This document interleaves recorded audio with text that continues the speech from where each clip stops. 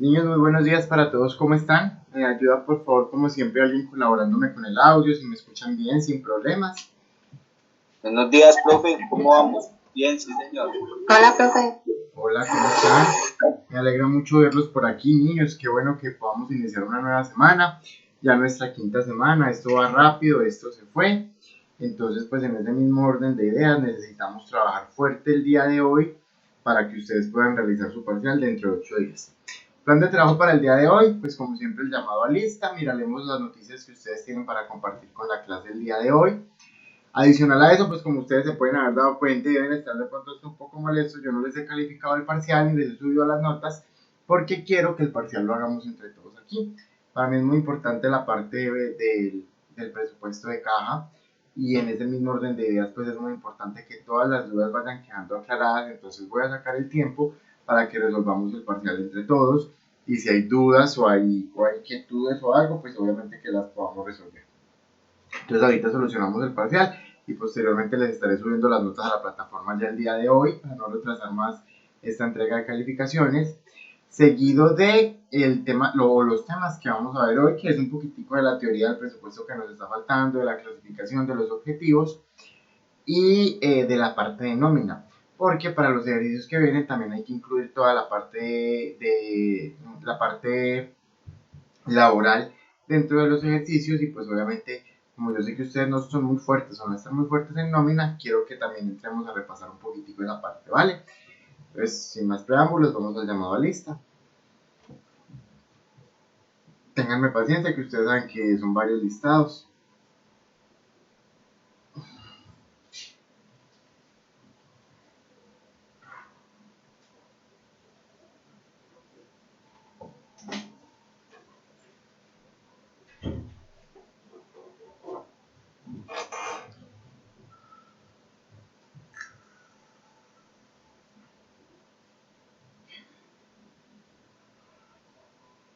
Gustavo Alberto Sepúlveda. Presente, profe. Hola Gustavo, buen día. Muchas gracias y bienvenido. Gracias, profe.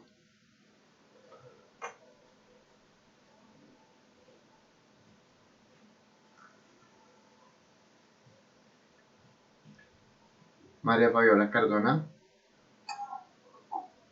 Buenos días, profe. Hola Fabiola, ¿cómo estás? Bien, gracias a Dios. ¿Y usted? Bien, también Fabiola, me alegra verte por aquí. Joven, me alegra, profe.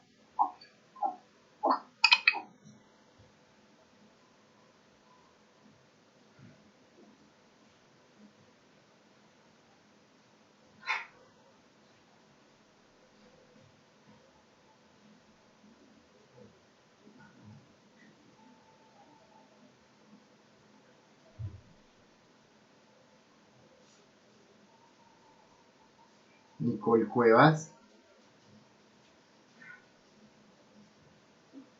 Presente, profe. Hola Nicole, ¿cómo estás? Bienvenida.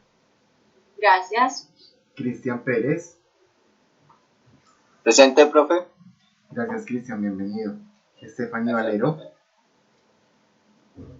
Presente, profe. Gracias Estefany, bienvenida.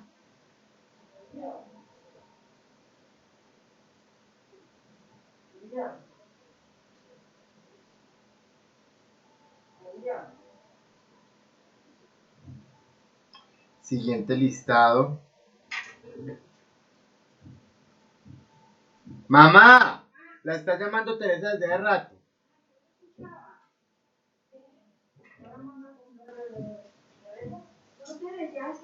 Paula Andrea Badía.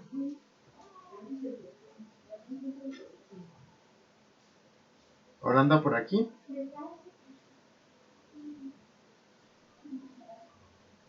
¿Yo la había visto? No. Sí, presente. Listo, Paula, gracias. Eliana Arenas. Presente, profe. Hola Eliana, buen día, gracias. Juan Sebastián Castaño. Buenos días, profe. Buenos días, Sebastián, gracias. María Camila Cifuentes. Buenos días, profe. Buenos días, María Camila, muchísimas gracias. Lorna Joana Delgado. Buenos días, profe. Hola Lorna, ¿cómo estás? Muchas gracias. Juana Díaz. Buenos días, profe. Muy buenos días, Juana. Bienvenida. Juan Guillermo Paz. Gracias. Juan Guillermo no está. Lorna, Fabiola, ¿saben de pronto algo de Juan Guillermo? Yuri, otra vez se retiró. La verdad, profe, no tengo conocimiento acerca de la vida del compañero Juan Guillermo. ¿Pero ha vuelto a las otras clases o ya tampoco volvió? Pues yo tampoco lo he visto, profe. Lorna, ¿tú sabes algo? No, profe. Listo, muchísimas gracias. Marta Liliana Sánchez. Presente, profe, buenos días. Buenos días. Yuri Alexandra Tobón. Hola, profe, buenos días. Hola Yuri, gracias, bienvenida. Karen Villada.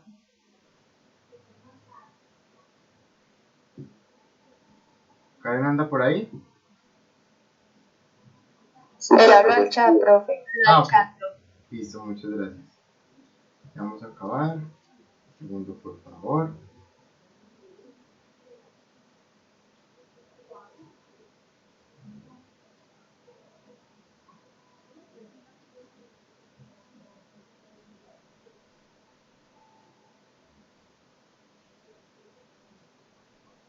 Tatiana, espérame que yo no te encuentro en el listado.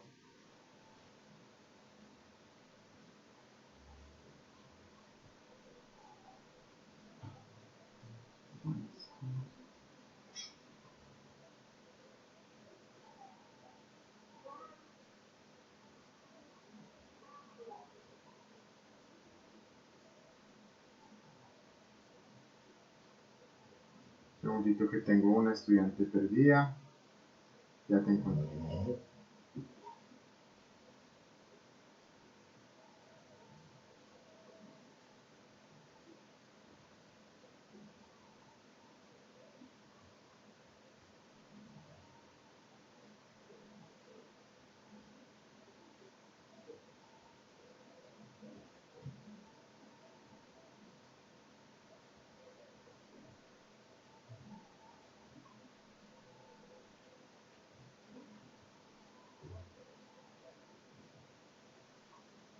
Tatiana, lo que tú me dijiste de la llamada de registro fue de la semana pasada, ¿cierto?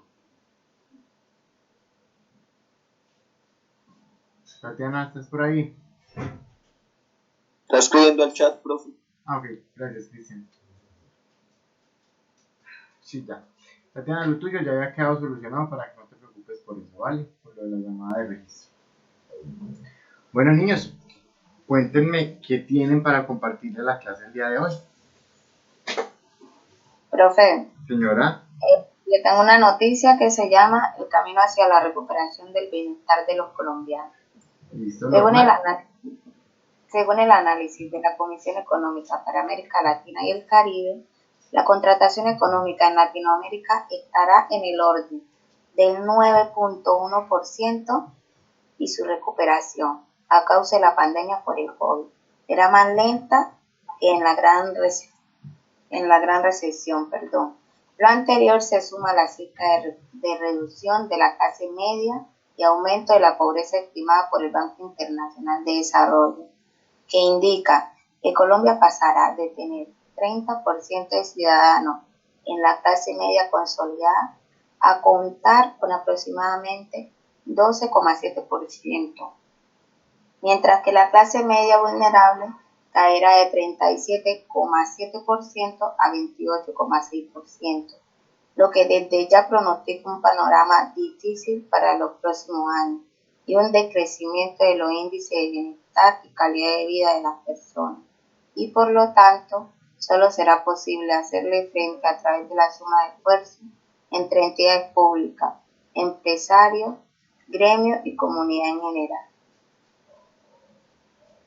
Listo, perfecto, muchísimas gracias por esto. Pues obviamente es lo que hemos venido hablando siempre en todas las clases, siempre resulta la noticia pues del COVID o de lo que estamos enfrentando. Y pues obviamente sí es muy importante tener en cuenta qué es lo que se hace para la recuperación económica o sobre todo de cómo se está comportando. Muchas gracias, Lorna. Nos escribe Karen en el chat, nos dice mi noticia trata del aumento que han tenido las exportaciones a pesar del COVID. Las exportaciones han caído alrededor del 24.3% por la crisis mundial en agosto del presente año. Las minerías alrededor del 33% por la disminución de los precios internacionales del petróleo y carbón, pero las no mineras han caído el 10%. Incluso las empresas han logrado exportar más en medio de la pandemia. Karen, no me queda clara tu noticia. Me hablas de cuánto han caído las exportaciones, pero me dices que se ha logrado exportar más a pesar de la pandemia. ¿No tienes audio, Karen?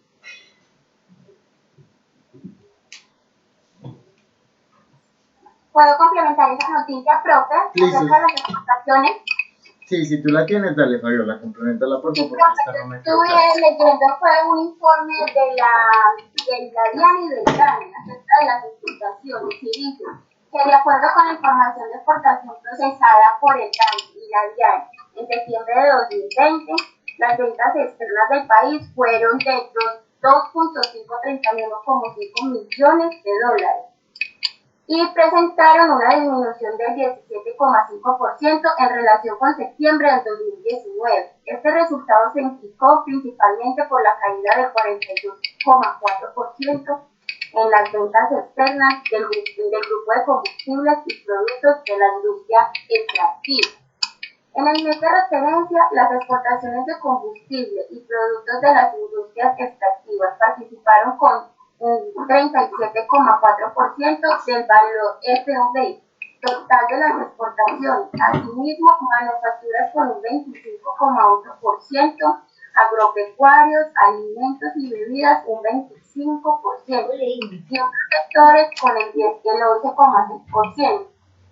Entonces aquí podemos ver, profe, que las exportaciones cayeron demasiado a comparación del año pasado. Ok, sí, claro.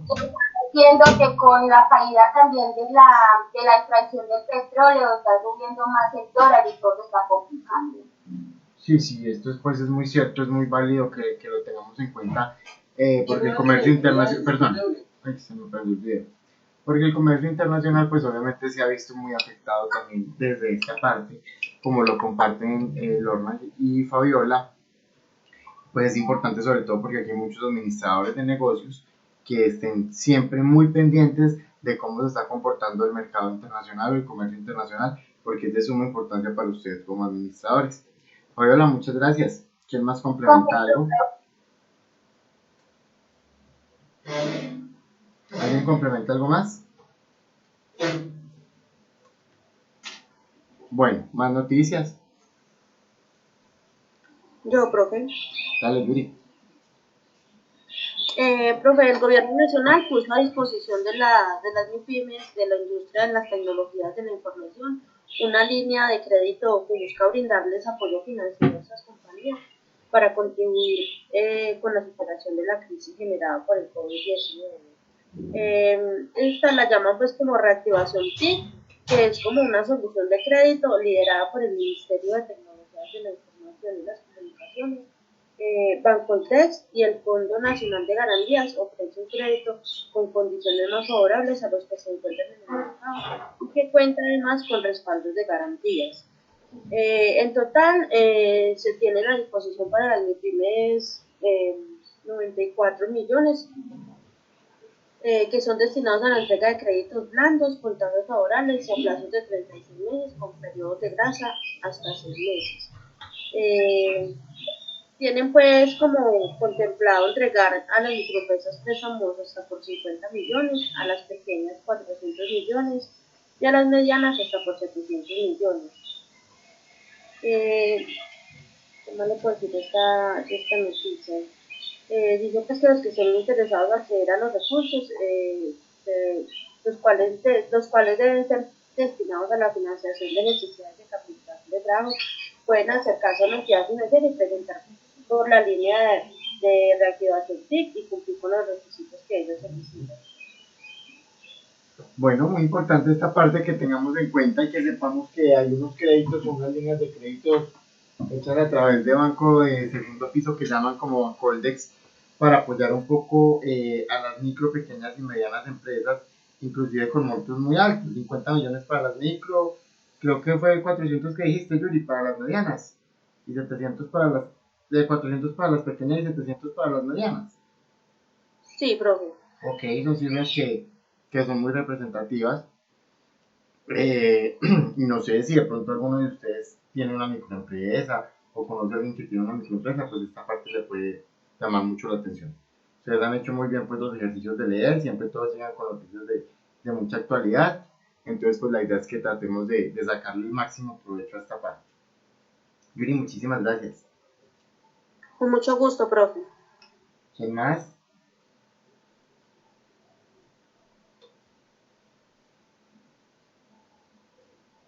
¿Qué noticias nos hay para el día de hoy?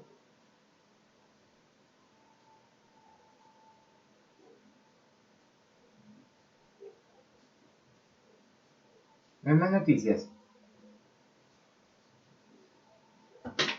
Cristian, ¿no trajiste nada tú? Profe, sí. Una noticia del dinero dice que viene una dura reforma tributaria para el 2021, pues por efectos de la pandemia el gobierno advirtió que requiere una reforma fiscal para buscar al menos 2 puntos del PIB, que son 20 millones. Dice que están trabajando en una puesta en marcha de una factura electrónica y un proceso para modernizar la DIAN. Algunos estiman que el presupuesto para el 2021 recién aprobado está desfinanciado en alrededor de 38 billones. Se habla de una renta universal o invertir en obras de infraestructura. Todo ello financiado con mayor emisión o simplemente con más deuda. Alternativas que crean más problemas o que resultan ilimitadas.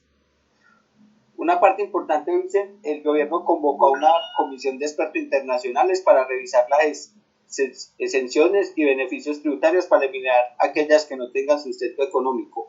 De los 94,2 billones en exenciones, 74,93 billones, o sea el 81,% corresponderá al IVA. Una propuesta consiste en generalizar el IVA o unificarlo a una tasa del 19% ante las elevadas exenciones y exclusiones. Solo una tercera parte de lo facturado del país lo paga efectivamente el 19%, con lo cual el recaudo del IVA en Colombia solo llega al 8,3% frente al 20,9% de los países de OCDE. El ministro de Hacienda, Alberto Carrasquilla, intentó esto al principio del gobierno al incluir algunos productos de la canasta familiar, pero la falta de pedagogía lo llevó al fracaso. Ahora, sin embargo, pues esto va a ser posible, se convierte en un mecanismo para devolverle el IVA a los estratos más bajos y a las familias más vulnerables.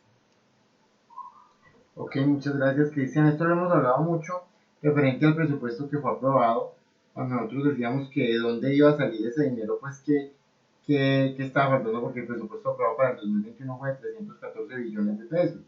En plena crisis de pandemia ha sido el presupuesto más alto que se ha aprobado. Y pues siempre nos hemos preguntado como, bueno, ¿de dónde va a salir todo ese dinero para el reajuste, para el incremento? Porque es que estamos hablando de que estamos en una crisis, pero el presupuesto aumentó demasiado, ¿sí? Entonces, pues claro, obviamente, una parte de esto va a tener que ser cubierta con una reforma tributaria. Aunque el ministro de Hacienda siempre ha dicho que no se ha contemplado o que no está pues como tenido en cuenta un proceso de reforma tributaria para el 2021, obviamente por el incremento tan alto que hubo en el presupuesto va a tener que haber también tras de sí una reforma tributaria, y cuando esto pase pues yo espero que pues esta reforma cuando salga ya no vamos a estar en clase, pero yo espero que de una u otra forma pues todos sí podamos estar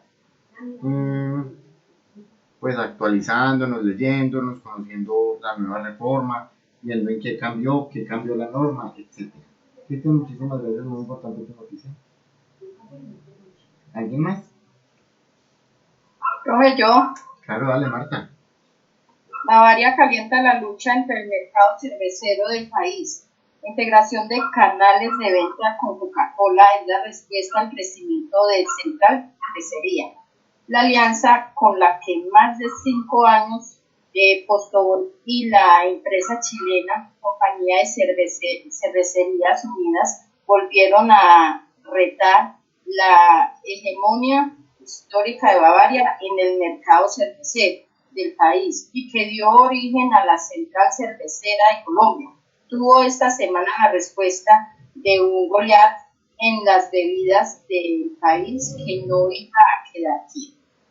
Esto se debe a que el debut no solo se dio con la cervecería Andina, sino que implicó el fortalecimiento en la comercialización de varias marcas, entre ellas mundialmente la reconocida y poderosa Heineken, que contiene presencia de más de 190 países, que espera producir en la planta, que en febrero de este año cumplió un año de operación. Esta semana se conoció el inicio del trámite de solicitud de la integración ante la Superintendencia de Industria y Comercio, que entre Bavaria y la embotelladora de La Sabana,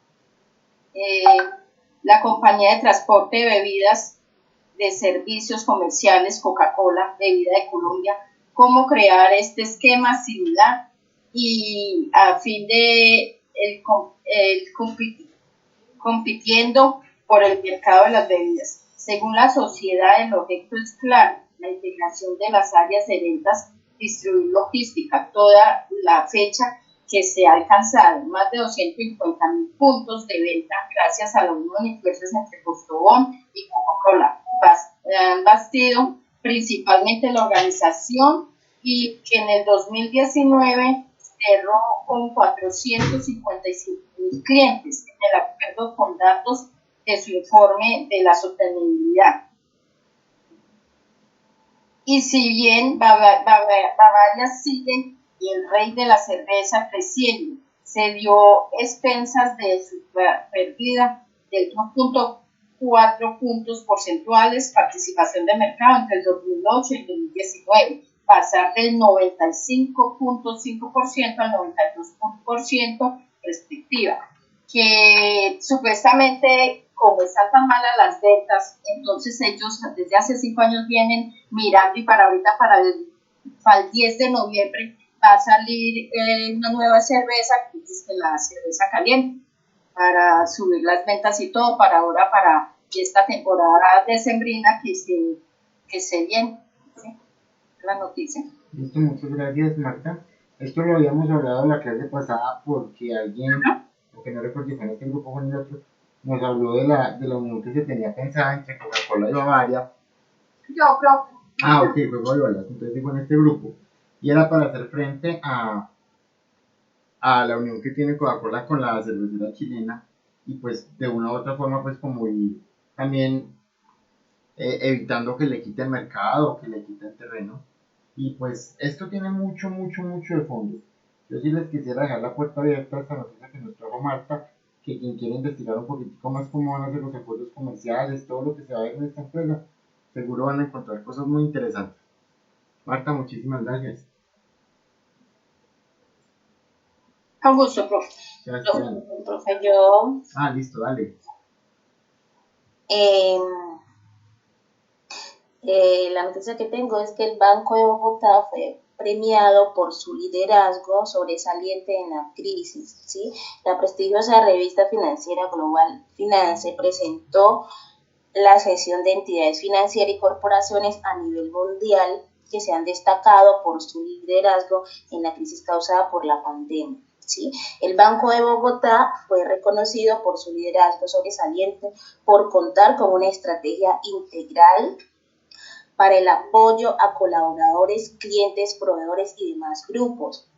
Entre las iniciativas que ha tenido el banco se destacan las encaminadas al cuidado de la salud de los colaboradores y clientes, créditos de viviendas, alcancías digitales para estimular el ahorro y nuevos métodos de pagos de alivios financieros para contrarrestar los problemas de liquidez de programas, ¿sí? Pues es un orgullo como tal, pues que el Banco de Bogotá como tal lo hayan premiado, ¿sí? Por tener como tal todas estas iniciativas, profe.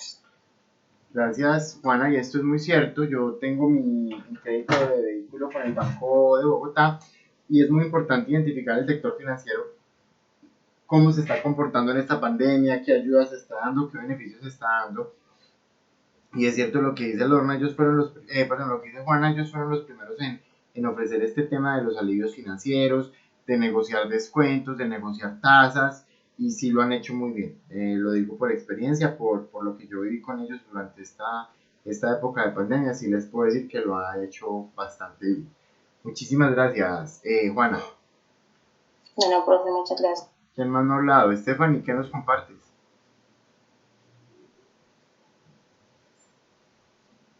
No, profe, la verdad no. ¿No leíste la noticia, Stephanie? Bueno, Pues, profe, yo leí más o menos cosas, pero no traje pues para leer. ok. Nicole, ¿trajiste algo? Profe, pues yo leí una sobre Glencore, que es la empresa de carbón, de explotación de carbón más grande del mundo. Y lo que le dice que ellos bajaron un 20% la explotación en comparación pues al mismo periodo del año pasado, y la explotación en una de sus principales minas, que es la mina de Cerrejón, ubicada acá en Colombia, pues bajó mucho la producción, ya que se encuentran en huelgas en esa parte del país. Entonces esto no les permite pues hacer las mismas explotaciones que hacían en el año anterior. Sí, claro, esto ha sido muy importante también. Lo que trae Nicole es súper importante. Nosotros tenemos la mayor mina de cielo abierto del mundo, que es la mina de carbón del Cerrejón, es la más grande del mundo a cielo abierto. Y hay una empresa pues que tiene, como por así decirlo, la licencia de explotación. Sin embargo, por tema de la pandemia y todo, obviamente pues como las personas han tenido que estar en sus casas, como no se ha podido salir, como los procesos productivos han bajado, pues eso también hace que baje la demanda de carbón en el mundo y por ende que bajen las exportaciones en una forma pues como muy acelerada, que es lo que nos dice Nicole respecto a la noticia. Y vuelvo y les insisto mucho, ustedes como administradores de negocios deben estar muy al tanto de las noticias de comercio internacional, porque siempre van a encontrar mucho tema ahí de que leer y muchos datos muy, muy importantes para ustedes o para su conocimiento profesional. Nicole, muchas gracias. Bueno, profe. Sebastián.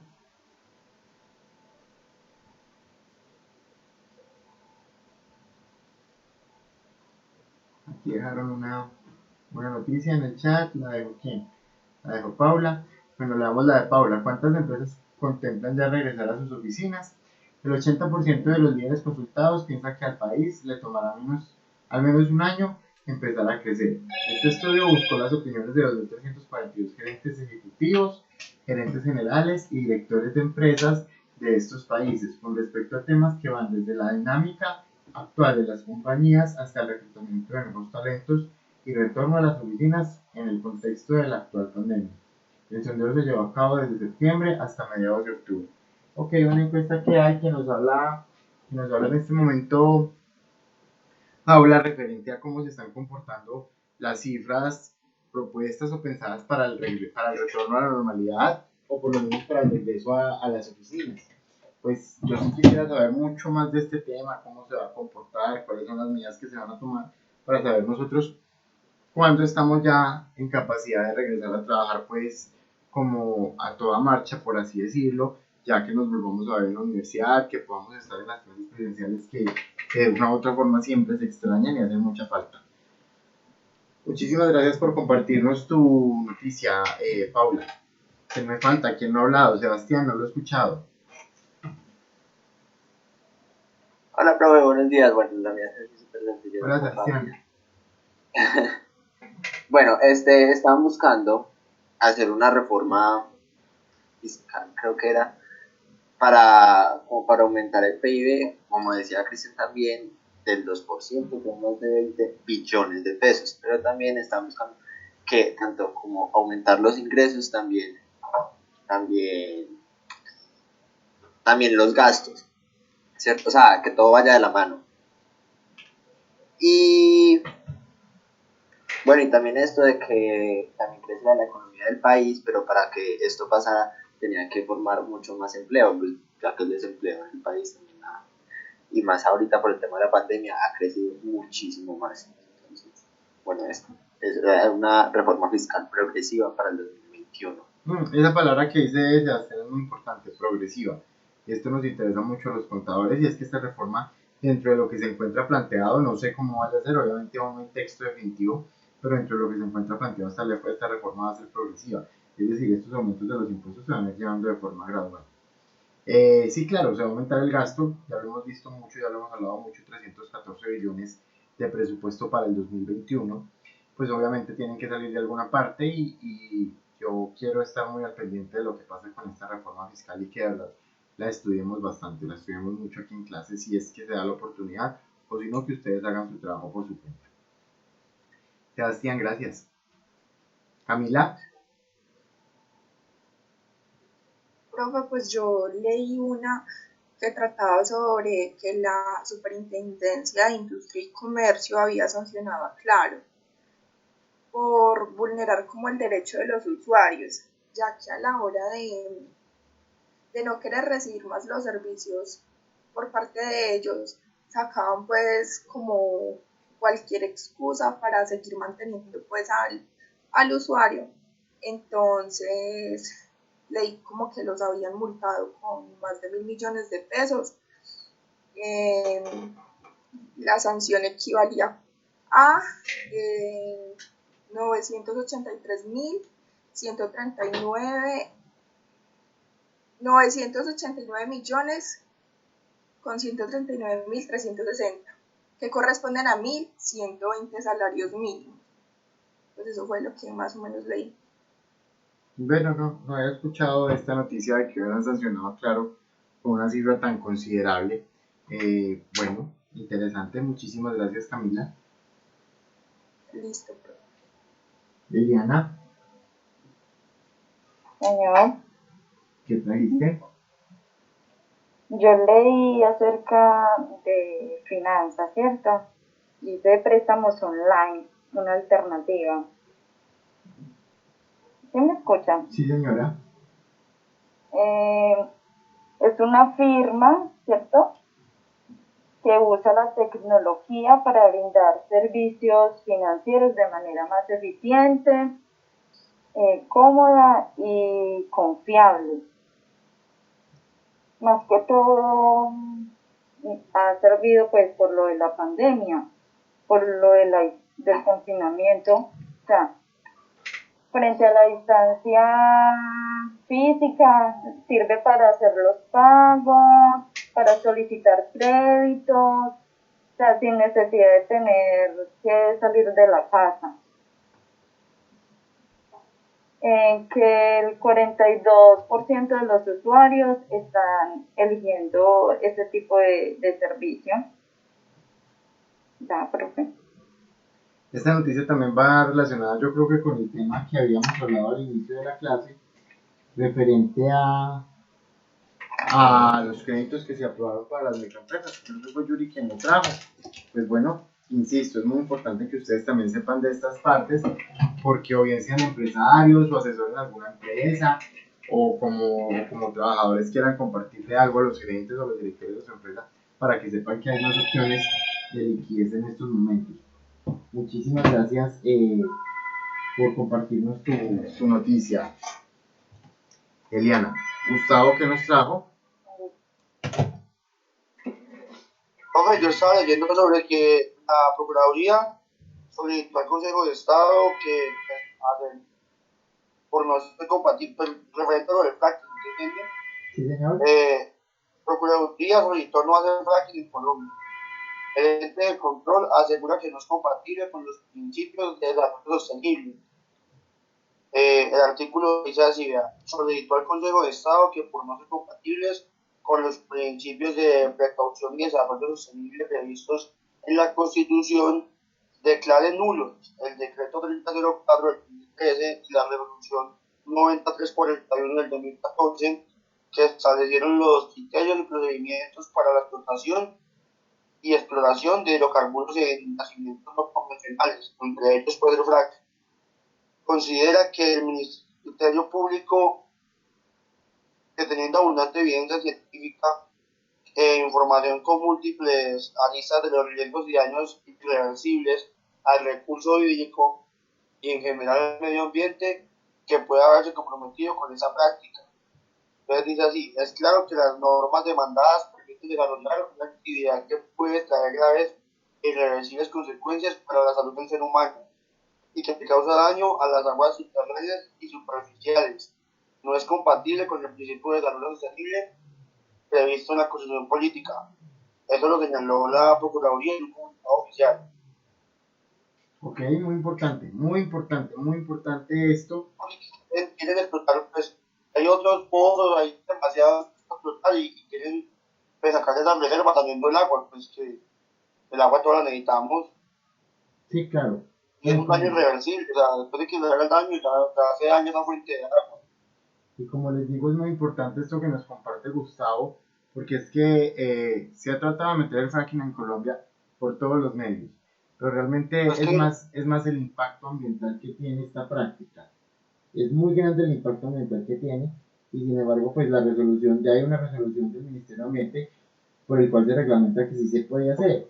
Entonces, pues ahorita, ¿qué es lo que dice la Procuraduría? Que por favor lo declaren inconstitucional o inexequible, puesto que viola el principio de sostenibilidad que está contemplado en la Constitución del 91. Para mí es muy importante tener en cuenta esto en el sentido de que pues hombre, no podemos dejar de una u otra forma que nos afecten nuestros recursos naturales, y más con prácticas que está demostrado que son tan perjudiciales para el medio ambiente como es el fracking. Yo espero que la verdad esto prospere y no vayamos con fracking, pues por lo menos en este país, aunque una cosa es lo que uno espera y otra cosa es lo que pasa allá arriba, ¿no? Pero sí espero que no nos vayan a meter el fracking. Gustavo, muchas gracias. Eso, bro. Y para terminar, ¿quién más? Tatiana, faltas tú. ¿Trajiste algo?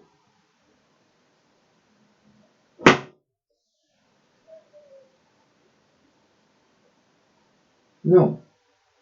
¿Listo?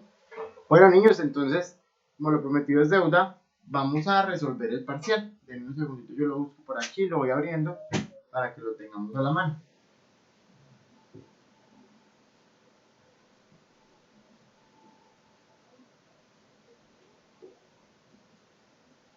Espérenme, lo ubico, por favor.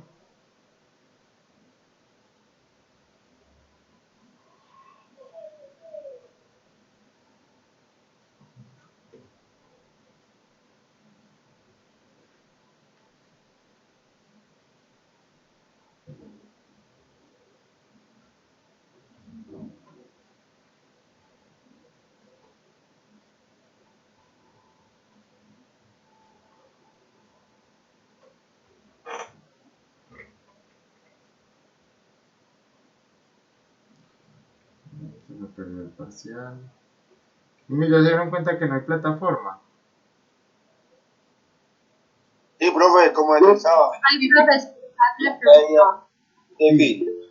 Y la verdad es que yo pensaba calificarles los parciales con este fin de semana, pero pues aunque igual sí lo íbamos a resolver aquí en clase, pero pensaba ya tenerlos calificados, pero no me fue posible porque están haciendo mantenimiento desde el host de la universidad y no hay plataforma muy.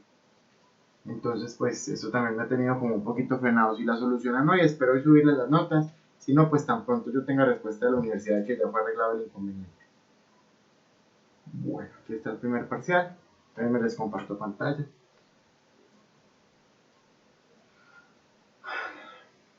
¿Cómo les fue en el parcial o cómo sienten que les fue? Bien, profe. Bueno.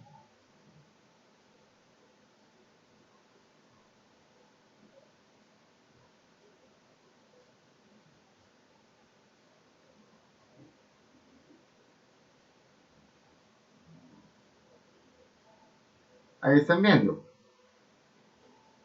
Sí, señor.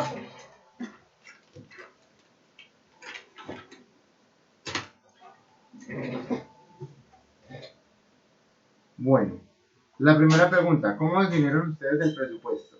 ¿Qué pueden aportar aquí?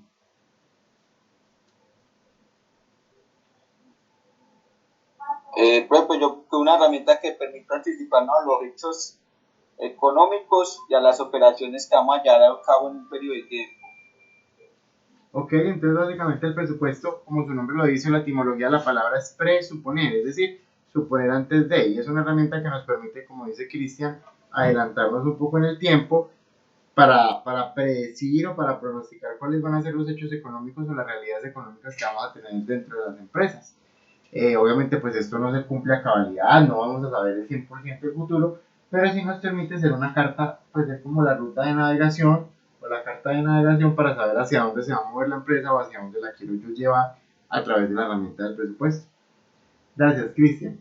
¿Qué le puede aportar a la administración el presupuesto? Profe, yo. Dice, el presupuesto puede aportar a la administración la planificación y ejecución de los recursos financieros de la empresa destinados por un periodo determinado de tiempo.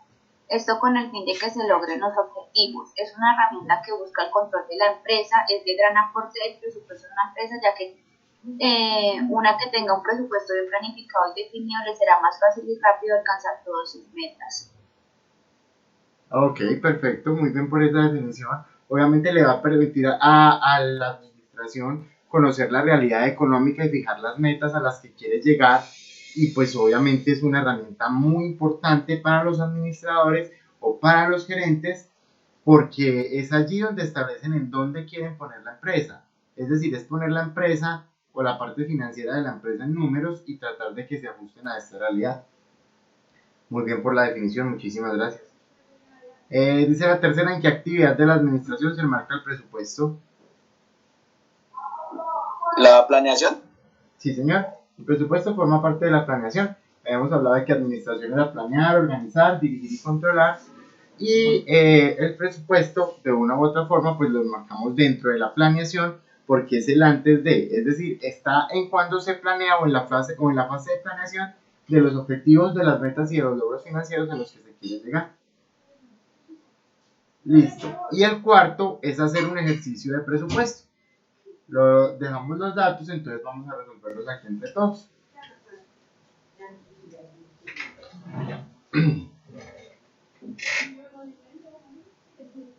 Bueno, entonces, ¿qué me están dando para hacer este presupuesto? Lo primero es que me están dando unas cantidades para el trimestre que ya pasó, de enero, febrero y marzo del 2020. ¿Cuánto fue lo que se vendió y a qué precio? Pues hagamos una cosa, pasemos simplemente este cuadrito a Excel. Vamos a ver si me lo voy a pasar.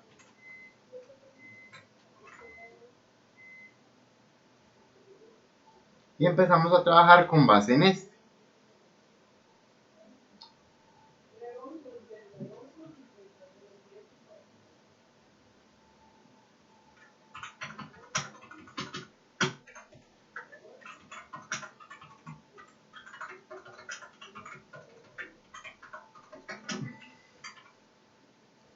Entonces, me dice que en el primer trimestre del año 2020 se vendieron 1000 unidades, 1100 en febrero, perdón, 1000 unidades en enero, 1100 unidades en febrero, 1200 unidades en marzo. Y que el precio unitario fue de 300.000 para enero, 310.000 para marzo, para febrero y 320.000 para marzo. Ahora, ¿qué vamos a hacer? Vamos a proyectar el presupuesto de ventas para el año 2021. Vamos a decir que esto fue el periodo del 2020. Ahora vamos a presupuestarlo para el 2021.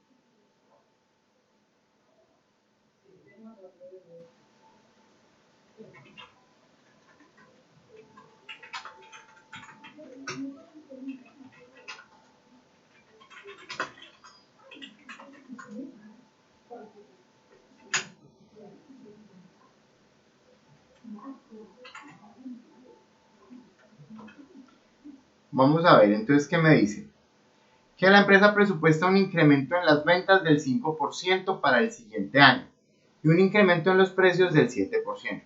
Es decir, que cada uno de estos precios unitarios, perdón, de estas cantidades, va a tener un aumento del 5%.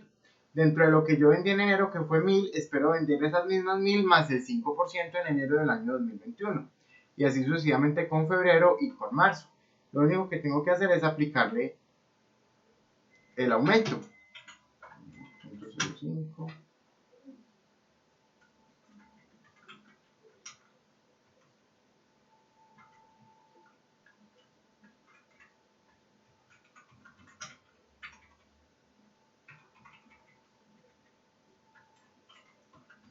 Entonces yo espero vender 1050 unidades para enero, 1.155 unidades para febrero y 1.260 unidades para marzo.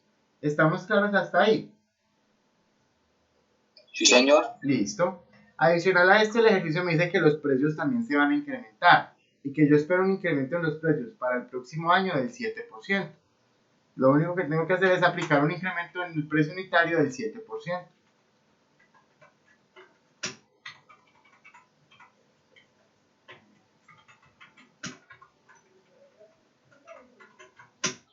Y el producto que vendía a 300.000 en enero de este año, espero venderlo a 321.000. El producto que vendía a 310.000 en febrero, espero venderlo a 331.700. Y el producto que vendía a 320.000 en marzo, espero venderlo a 342.400. ¿Claros hasta ahí? ¿A todos nos dio? Sí, señor. Sí, señor. Bueno, ahora miremos cuáles son las ventas totales. No es otra cosa que este por este. Yo espero vender 337.050.000 pesos en enero.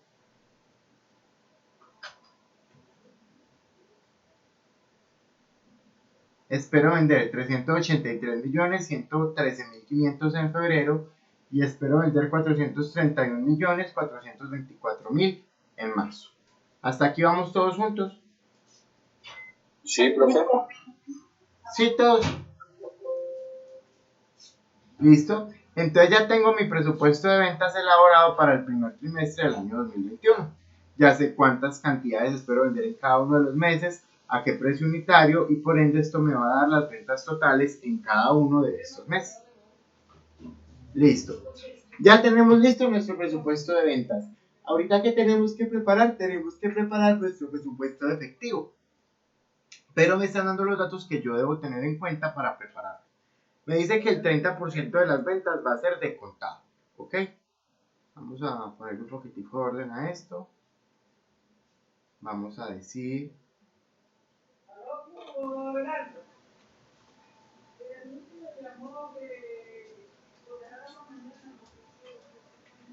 No me las deja combinar.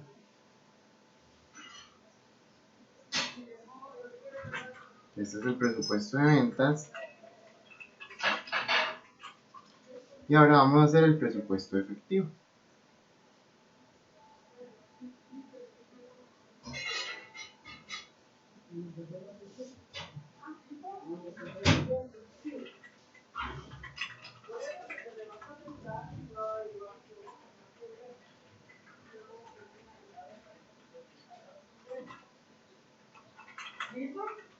¿Cuánto vamos a recaudar en cada uno de estos meses?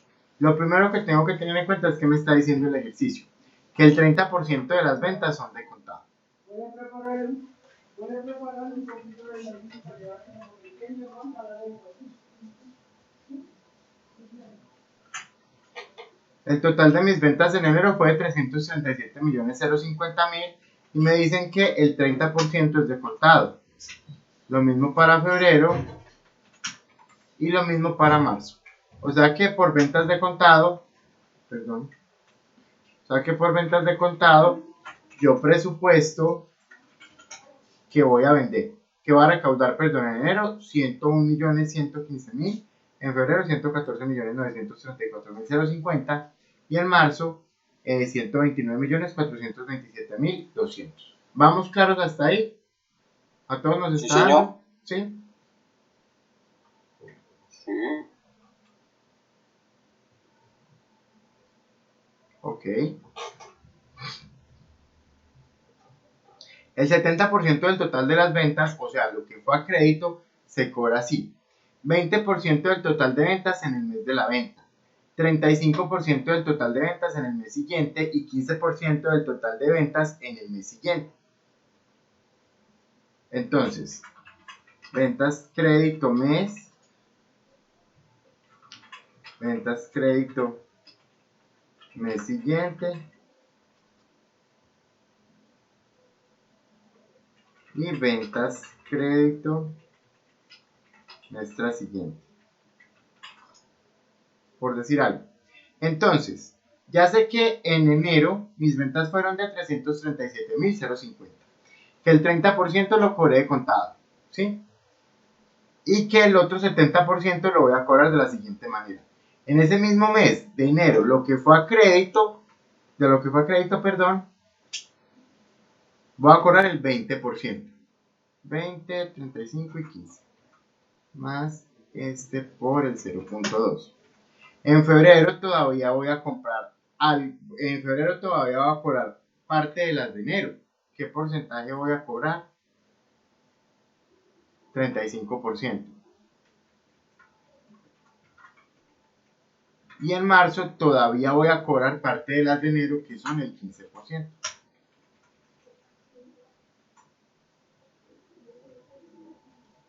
Es más, estoy pensando cómo las organizamos diferente.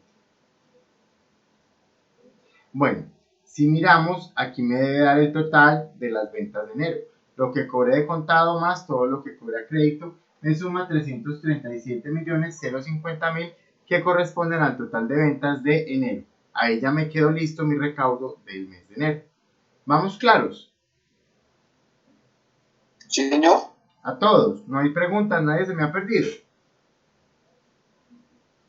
No, todavía hasta ahí vamos bien. Listo.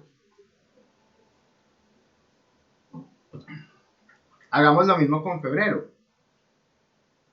En febrero yo voy a cobrar una parte que también es de contado, que es el 20%. Señor. Y si digamos yo hice todo eso así, pero en otro orden. No hay ningún inconveniente por el orden, porque presupuestos no tiene un orden definido como tal. Lo importante es que sea comprensible, ¿sí? Pero ustedes lo trabajan de acuerdo a su necesidad, como ustedes lo vayan entendiendo. Bueno, listo, profe. Lo importante es que sí te hayan dado los valores, Gustavo, ¿sí? Sí, los valores sí, porque yo también formulé así, los porcentajes, iba poniendo en el mes que iba, que el 35, el 15, el 15 y el 70, el 30 de contado, y los porcentajes de más el 5 y más el 7. Eso sí lo hice, pero pues no me quedó organizado así, sino de otra forma. No, perfecto, no hay ningún problema por eso. Listo, profe. Bueno. Profe. Sí, señora. Yo sí tengo una duda. Claro, dime. En ese 70% de las ventas a crédito, a mí me da 235.935.000.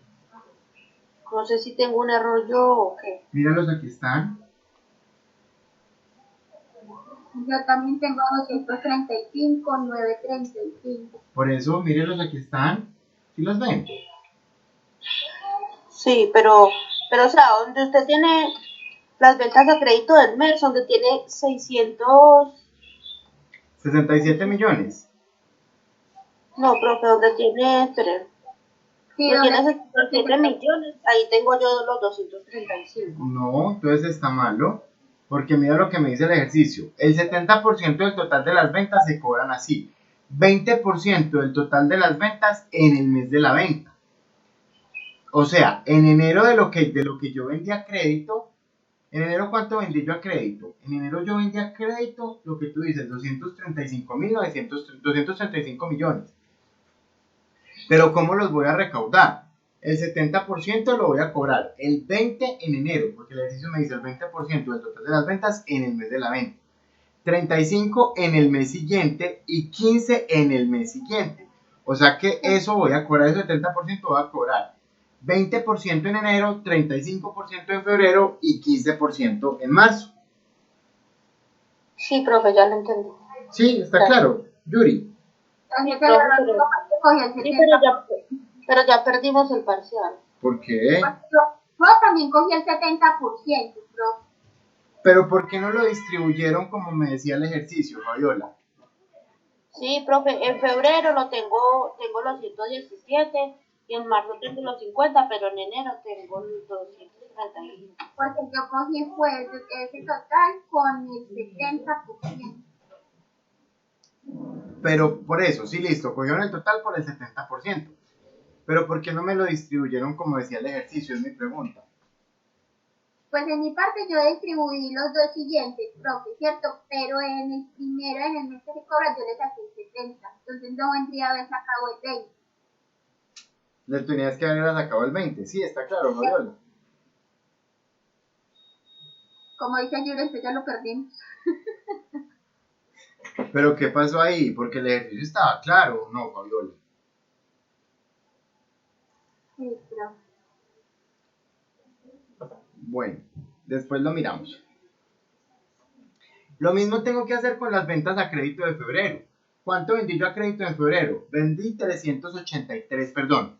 Este fue mis ventas totales, tengo que sacarle el 70% correspondiente y aplicarle los porcentajes, ¿sí? Entonces, aquí voy a cobrar el 30% en el mes, ¿sí? Y en el mes siguiente voy a cobrar perdón, ¿cómo fue? ¿El 20 o el 30? El 20, perdón.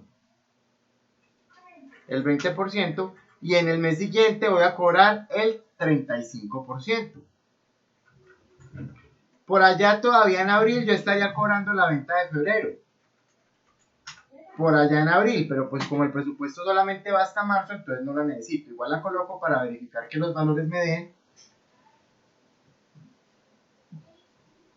Perdón. Algún porcentaje puse mal. 3, 2, 5. Ah, este porcentaje lo puse mal.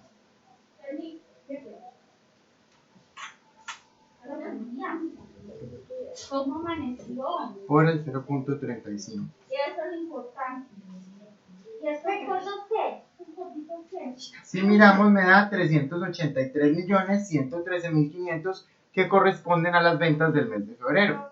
Ahí yo ya hice mi distribución, solo que lo que voy a cobrar de febrero en abril no lo tengo en cuenta dentro de mi presupuesto. ¿Está claro lo de febrero? Sí, señor. Listo. Sí, lo tengo así, profe. Ahorita vamos con marzo. ¿En qué me dijeron de febrero, perdón? ¿Sí lo hicieron así? Sí, profe, pues yo personalmente ese sí lo tengo así. ¿Qué pasó, Fabiola? ¿Entonces un lapsus ahí o qué? Profe, pero solo con ese 70% para el tercer intento. Bueno, entonces de pronto no lo pierdes. No, Dios quiera, profe, porque todos los datos que está colocando en este momento son los mismos que tengo. Bueno, y vamos con las de marzo. Entonces en marzo voy a cobrar el 20% del total de las ventas de marzo, que lo cobro de contado. ¿Sí? Por allá en abril cobraría el 20%.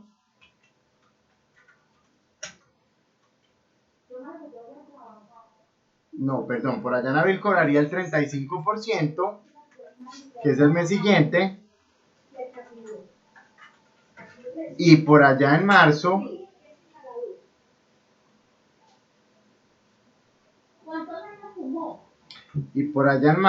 cobraría el 15%.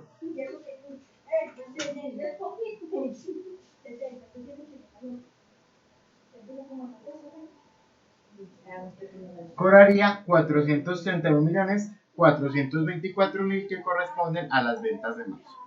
¿Claros estos valores? Sí, señor. Listo. ¿Qué sigue diciendo el ejercicio? Se pagan los costos de venta de las unidades. 20% de contado y 80% en el siguiente mes. Y me dice que el costo de venta corresponde al 50% del precio de venta. Entonces hagamos el ejercicio. Vamos a ver cuánto fue mi costo de venta en cada mes.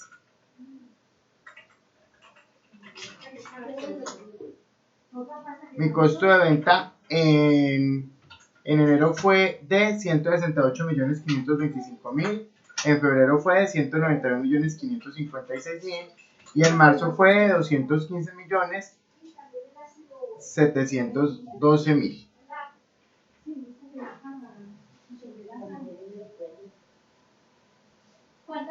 Listo.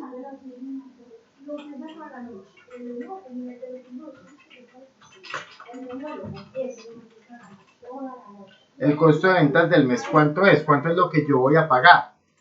Me dice el ejercicio que el costo de ventas 20% en el mes y 80% en el siguiente mes. O sea que del costo de ventas de enero voy a pagar el 20% en el mes.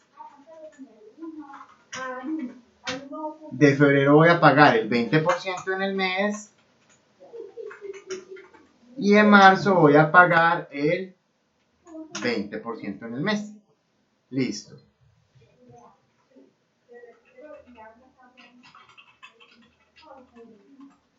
Y el costo de ventas del mes anterior, ¿sí? El 80% de enero lo pago en febrero.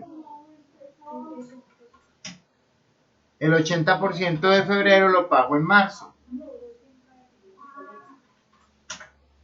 Y el 80% de marzo lo pago en abril, pero no tiene nada que ver con mi presupuesto. Si miramos, tengo entre enero y febrero un costo de ventas de 168.525.000 que corresponden con el costo de venta de enero. Y entre febrero y marzo tengo 191.556.750 que corresponden con el costo de ventas de febrero. El costo de ventas de marzo pues ya lo estaría cobrando por allá en abril. Igual puedo hacer el ejercicio para ver que lo esté haciendo bien. El costo de ventas de marzo me daría 215.712.000. Solo que como abril no entra a formar parte del presupuesto, no lo incluyo. ¿Claros hasta ahí? Sí, profe. Todos los valores nos están dando. Fabiola. Sí, señor. Eso sí, profe, eso los tengo igual. Listo. Ahora miremos qué más nos dice el ejercicio. Las ventas totales para el mes de noviembre se presupuestan en 200 millones y para el mes de diciembre se presupuestan en 210 millones.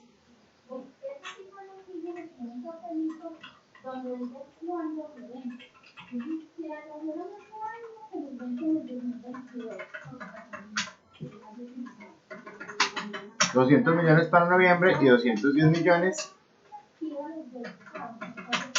para diciembre. Lo primero que tengo que mirar es cómo voy a cobrar. Listo. Las ventas de noviembre. ¿Cómo se cobran? El 30% es de contado. Y el 70% lo voy a cobrar así. 20% en el mes de la venta. O sea que en noviembre cobré el 20%. 35% en el mes siguiente. O sea que en diciembre cobré el 35%. Y 15% en el mes siguiente. O sea que en enero todavía va a estar cobrando cartera de noviembre de el 15%. Coloquémoslo aquí. En enero todavía voy a estar cobrando el 15% de las ventas de noviembre. Claro con lo que pasa en noviembre. Sí, señor. Y con diciembre. Y con diciembre. De diciembre. Vendí lo de diciembre. Cobré el 30% en diciembre de contado. Cobré el 20% en diciembre de las ventas a crédito. Cobro el 35% en enero. Y cobro el 15% en febrero.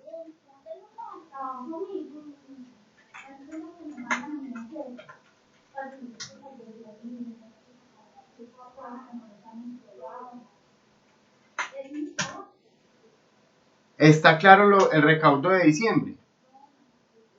Sí, profe. A todos nos dio. ¿Cómo vamos hasta ahí? Bien, profe. Ok. Listo. Fabiola, ¿cómo vamos? Bien, profe, tengo ese mismo paso. Listo. ¿Qué me está faltando? El costo de ventas de diciembre. ¿Por qué? Porque el costo de ventas de diciembre yo pagué el 20% en el mes, o sea en el mismo diciembre, y en enero todavía tengo que pagar una partecita del costo de ventas que es el 80%. ¿Cuánto es el costo de ventas de diciembre? El costo de ventas de diciembre es la mitad de esto, o sea 105 millones, y acá en diciembre voy a cobrar el 80% de este valor. O sea, 84 millones del costo de ventas de diciembre todavía lo voy a cobrar en enero.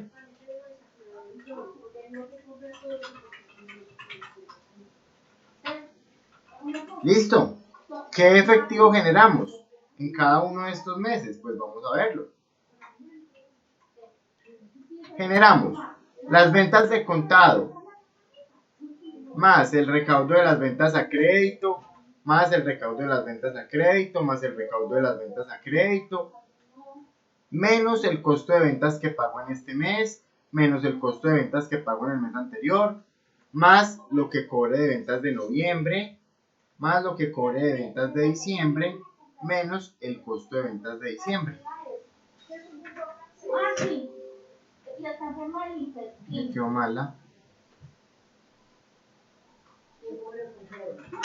Mi cuñado le metió un poco de plata de todo. Lo trajo de Medellín. Muy caro. Y está en Medellín. No me está dando. Ajá. Parece que el juego se animó con un color, unas callones. Y ya para los adultos, otro era que el intestino no lo sabía.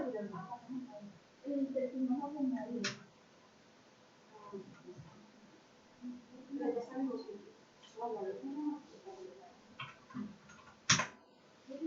Y entonces en enero generé un efectivo de 154.320.000, en febrero generé un efectivo de 177.892.000 y en marzo generé un efectivo de 203.971.425.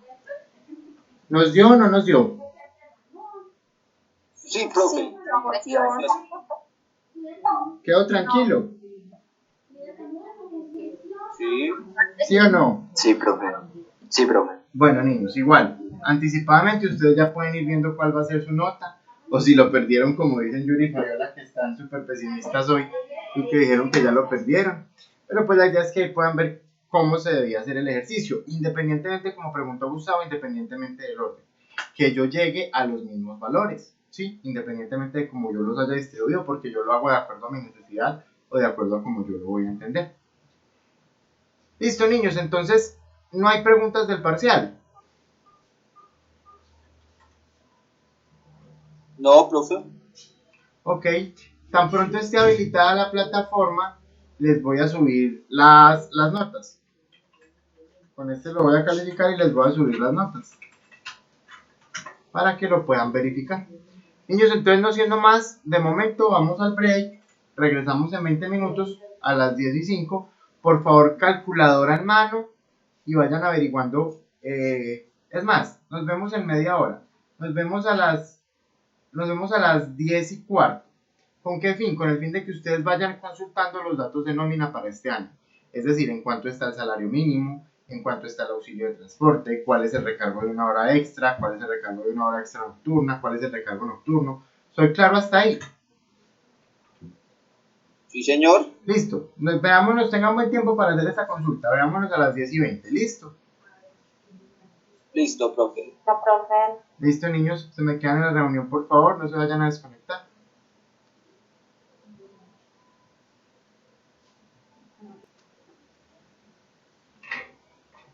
Listo, niños. Retomamos.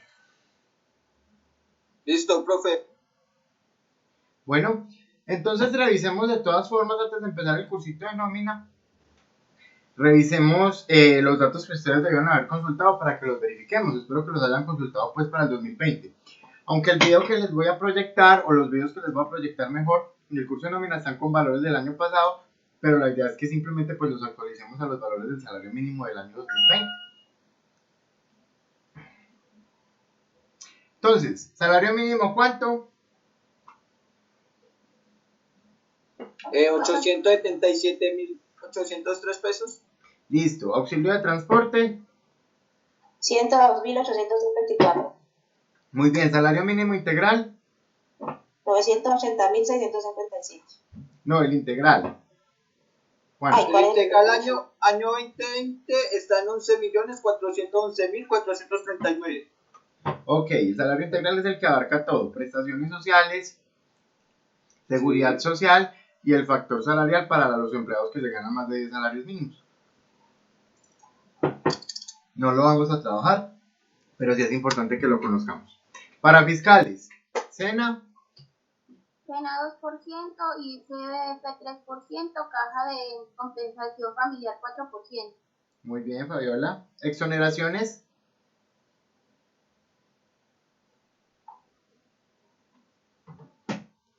Bueno, ya vamos a ver la exoneración. Cargas prestacionales, porcentaje de las cesantías. 8,33%, prima de servicio 8,33%, vacaciones 4,17%, interés sobre las cesantías 1% mensual. Listo. Seguridad social.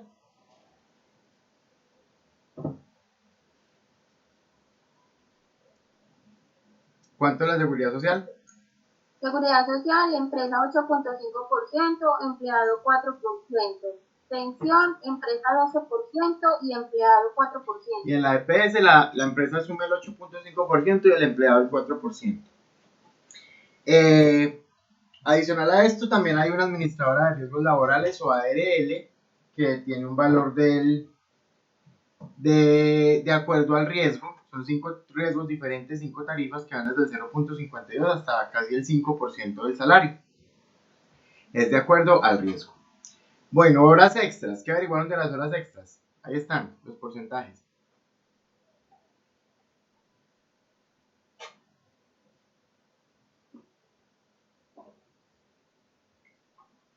¿Cuánto es el porcentaje de una hora extra?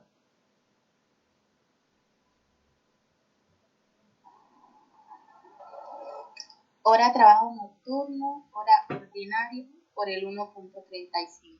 Una hora ordinaria, perdón, Lorna, una hora ordinaria tiene un recargo del 35% de nocturna, que va desde las 9 de la mañana hasta desde las 9 de la noche hasta las 6 de la mañana se toma recargo nocturno. La hora extra diurna se paga con un recargo del 25%. La hora extra nocturna se paga con un recargo del 75%. La hora ordinaria normal o festiva se paga con un recargo del 75%. La hora extra dominical o festiva se paga al doble. Y la hora extra nocturna en dominical o festiva se paga al 2.5%. ¿Listo? Esto lo iremos viendo en los ejercicios. ¿Qué es lo que yo necesito? Que vayamos conociendo bien la nómina. Cómo se liquida. Esperen que no encuentro la exoneración. Cómo se liquida y cómo se liquida y pues obviamente que la vayamos incluyendo dentro del presupuesto. Bueno, entonces ahorita me averiguan por favor, consulta para ustedes, la pueden ir haciendo hoy mismo, exoneración para el pago de aportes parafiscales y seguridad social. ¿Quiénes están exonerados de parafiscales y seguridad social? ¿Y de qué parafiscales y de qué seguridad social están exonerados? Consulta, 5 minutos y la debatimos.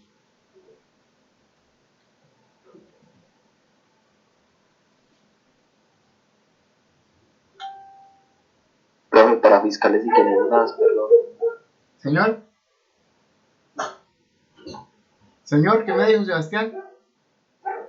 Los parafiscales y cuáles son la seguridad social. Sí, ¿quiénes están exonerados y de qué están exonerados?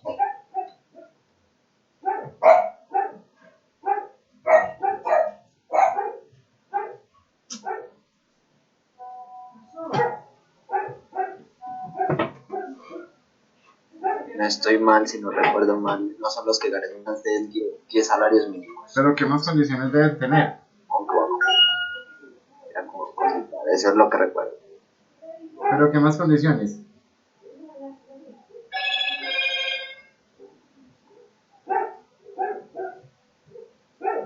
Sebastián, vas bien, así es, pero hay otras condiciones. Profe. Dímela. Las personas naturales empleadoras estarán exoneradas de la obligación del pago de los aportes parafiscales al SENA, al ICBF y al Sistema de Seguridad Social en Salud por los empleados que devenguen menos de 10 salarios mínimos legales mensuales fijos.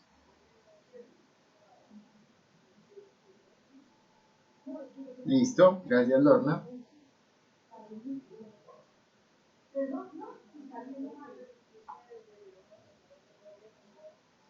¿Quiénes están exonerados? Listo, ya dijeron quiénes. ¿Qué empleados? ¿Pero qué condiciones debe tener la empresa? Fabiola.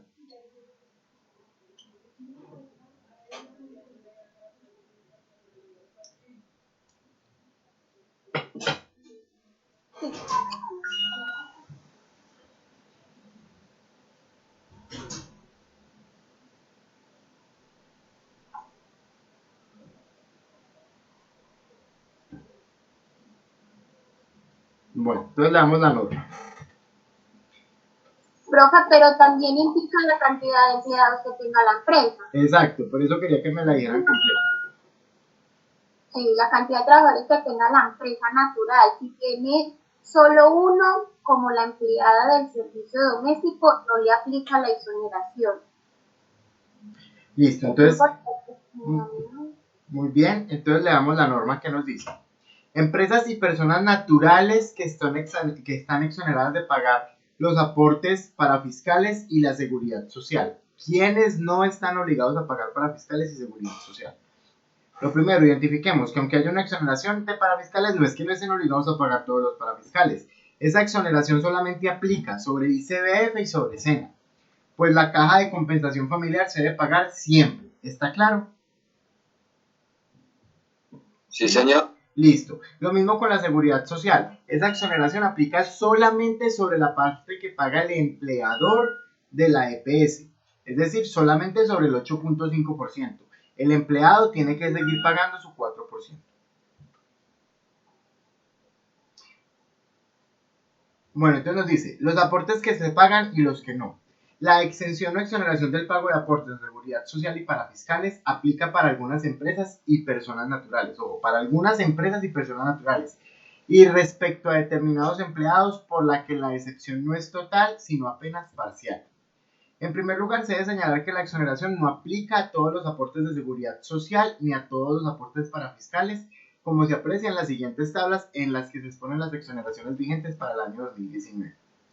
La exoneración del pago de seguridad social solo es respecto a los aportes a salud, o sea, a EPS, más no a los aportes a pensión ni riesgos laborales. O sea que solo está exonerada la empresa en su parte, que es el 8.5% de la EPS. Riesgos laborales se paga común y corriente y el aporte a pensión se paga común y corriente. Y en aportes para fiscales están exonerados al ICBF y al SENA, pero no están exonerados de la caja de compensación familiar. Y mira lo que me dice esta partecita, este asterisco que tiene el SENA. Me dice que las entidades públicas de educación superior no están obligadas a realizar aportes al SENA. Esto aplica pues porque las entidades públicas que se dediquen a prestar servicios educativos no tienen que aportarle dinero al SENA. Personas jurídicas exoneradas del pago de aportes para fiscales y a salud. Al respecto dice el inciso primero del artículo 114.1 del Estatuto Tributario.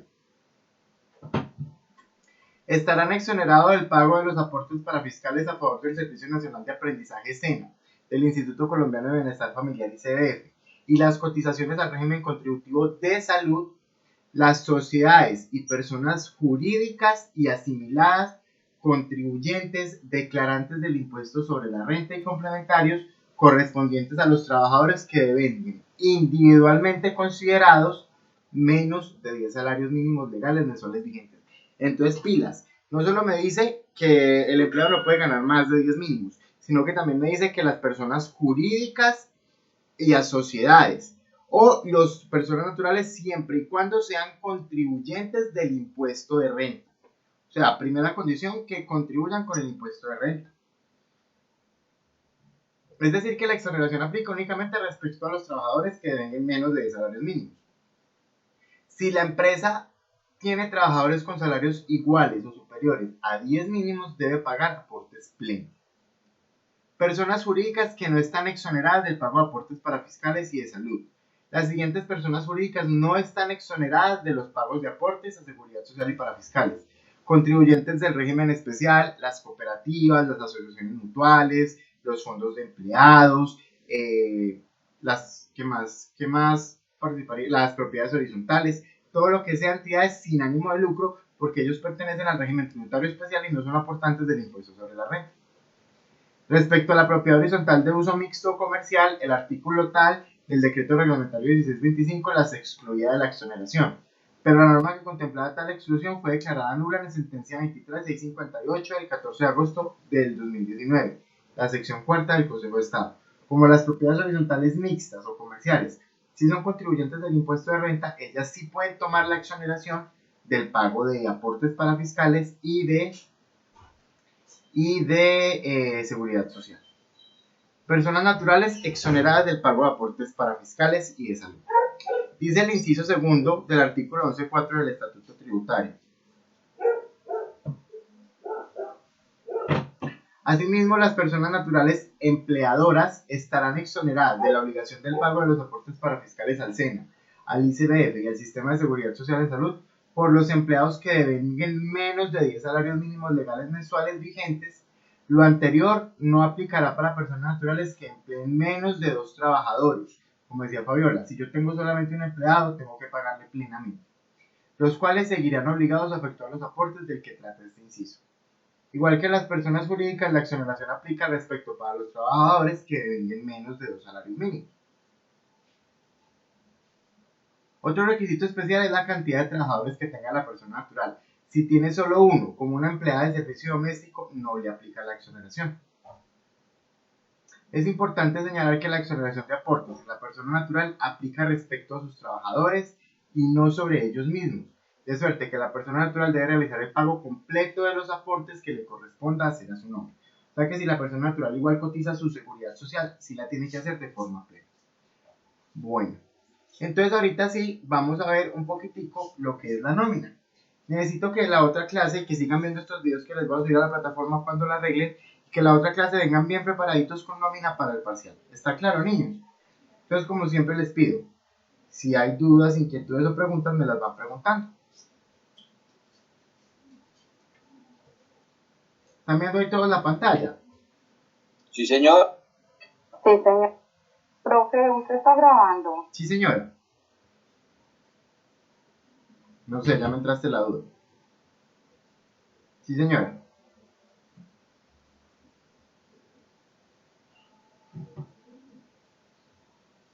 Quiero darle la bienvenida desde www.contabilizalo.com a lo que será un recorrido en el mundo de la nómina y las prestaciones sociales, y de antemano quiero desearles la mejor de las suertes con este conocimiento que espero sea útil a trabajadores, estudiantes, empleadores y demás. Y aprovecho para decir que para mí es un gran honor brindar conocimiento a todas las personas que lo necesitan. Bienvenidos.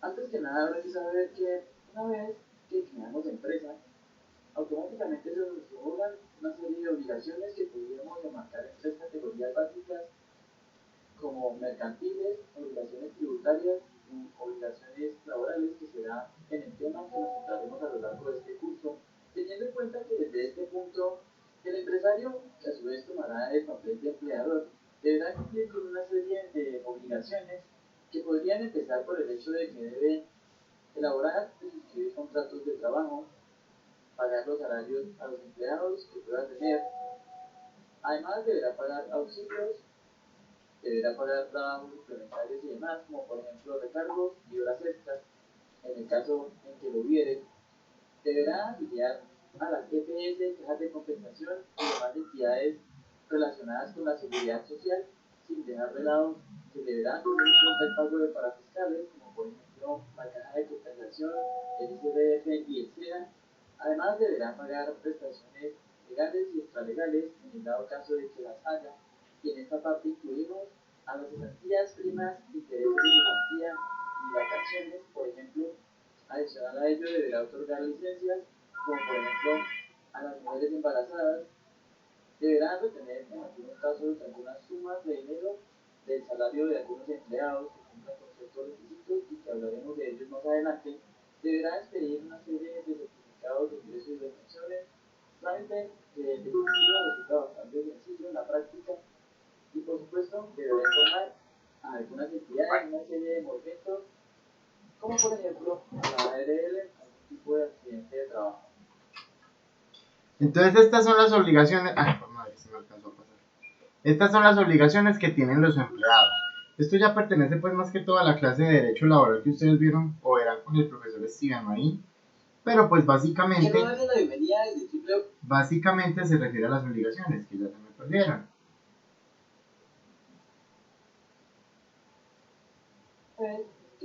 ¿Qué tienen que hacer? Elaborar y suscribir los contratos de trabajo. Recordemos que el contrato de trabajo puede ser verbal o escrito, pagar los salarios, pagar auxilios, como caso puntual el auxilio de transporte, pagar trabajos suplementarios y demás, si los empleados trabajan horas extras, trabajan un domingo, etc.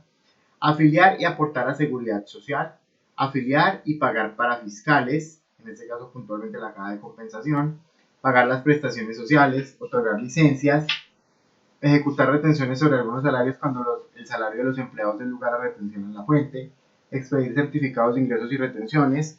Cada año hasta el 31 de marzo hay plazo para entregar al empleado el certificado de ingresos y retenciones del año anterior e informar los accidentes de trabajo. Como mercantiles, obligaciones tributarias y obligaciones laborales, que será en el tema que nos centraremos a lo largo de este curso, teniendo en cuenta que desde este punto el empresario, que a su vez tomará el papel de empleador, deberá cumplir con una serie de obligaciones que podrían empezar por el hecho de que debe elaborar y suscribir contratos de trabajo, pagar los salarios a los empleados que pueda tener, además deberá pagar auxilios, deberá pagar trabajos suplementarios y demás, como por ejemplo recargos y horas extras, en el caso en que lo hubiere, deberá afiliar a las EPS, cajas de compensación y demás entidades relacionadas con la seguridad social, sin dejar de lado que deberá tener en cuenta el pago de parafiscales, como por ejemplo la caja de compensación, el ICBF y el SENA. Además deberá pagar prestaciones legales y extralegales en el dado caso de que las haya, y en esta parte incluimos a las cesantías, primas, intereses de cesantía y vacaciones. Por ejemplo, adicional a ello deberá otorgar licencias, como por ejemplo a las mujeres embarazadas. Deberán retener en algunos casos algunas sumas de dinero del salario de algunos empleados que cumplan con ciertos requisitos, y que hablaremos de ellos más adelante. Deberá expedir una serie de certificados de ingresos y retenciones, trámite retención resulta bastante sencillo en la práctica, y por supuesto deberá informar a algunas entidades una serie de movimientos, como por ejemplo a la ARL, algún tipo de accidente de trabajo.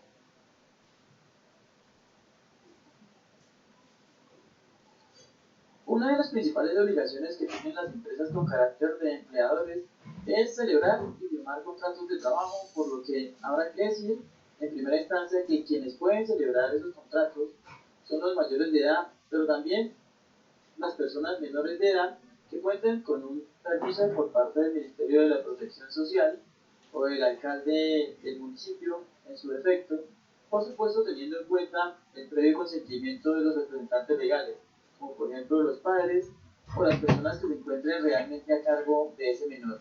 Entonces miremos quiénes pueden celebrar contratos de trabajo. Toda persona que sea mayor de 18 años y que si es menor de 18 años sea mayor de 16 y tenga autorización por parte del Ministerio de Salud y por parte de sus representantes legales, o sea, sus papás, para poder celebrar sus contratos de trabajo. Y una vez definido las personas a las que queremos vincular en nuestra empresa, habrá que saber que existen unas clases de contrato que podríamos clasificar en muchas formas. Sin embargo, en esta ocasión destacaré dos. Una, según la forma del contrato como tal, y dos, según la duración que tenga el mismo. Y es que de acuerdo a la forma podemos estipular un contrato escrito o verbal, en donde en definitiva la mejor forma de hacerlo es escrito, por lo que desde este punto habrá que tener en cuenta una serie de componentes que deberá tener nuestro contrato. Por ejemplo, debemos especificar la identificación de las partes que intervienen en el contrato, el domicilio de las mismas, es decir, dónde viven o en qué lugar se encuentran ubicadas, el lugar y fecha de celebración del contrato, es decir, donde se suscribió dicho contrato, lugar donde se prestará el servicio. Por ejemplo, si tengo una empresa con muchas sucursales, habrá que especificar en qué sucursal de esas, en qué ciudad, en qué dirección estará ubicado el empleado para desempeñar su labor. Además, deberemos especificar la naturaleza del trabajo, y con esto hacemos referencia a la labor en sí que desempeñará el determinado empleado. ¿Cuánto se le pagará como contraprestación de ese servicio? La forma y los periodos de pago que se tendrán en cuenta, por ejemplo, en especie, en efectivo, y respecto de los periodos de pago quincenal, mensual, diario. Adicional a ello, habrá que tener en cuenta los casos en que se suministra habitación o alimentación al trabajador. Y por último, deberá estipularse en lo posible la duración del contrato y la terminación, teniendo claro que en algunos contratos no se podrá especificar claramente la duración del mismo. Y como anotación, quiero resaltar que los contratos verbales tienen el mismo valor que los contratos escritos. Y es que en los contratos verbales verbales, habrá que especificar por lo menos la índole del trabajo. Es decir, en qué consiste o de qué se trata el trabajo como tal, el sitio en donde se realizará la tarea como tal, el monto que recibirán por concepto de prestación de ese servicio, la forma de la remuneración, es decir, si se hará en especie, en efectivo u otra forma permitida por la ley, y por supuesto no se dejará de especificar los periodos de pago que se utilizarán, cada 10, 15, 20, mensual o anualmente. Además de esto, será clave hablar de los contratos según la duración, y respecto de estos podemos resaltar 4 en específico. Uno de ellos es el contrato ocasional, en donde la duración por consiguiente será corta, en específico inferior a un mes, y se utiliza para realizar labores ajenas a las actividades normales del empleador. Esto es, por ejemplo, si yo vendo zapatos y deseo, por ejemplo, contratar a un empleado para que me decore el local. Y otro punto importante que quiero agregar respecto a los contratos ocasionales que no requieren una forma escrita, es decir, que lo puedo manejar de manera verbal. Sin embargo, como dije en un principio, la mejor manera de dejar constancia será por escrito, con tal de evitar futuros inconvenientes.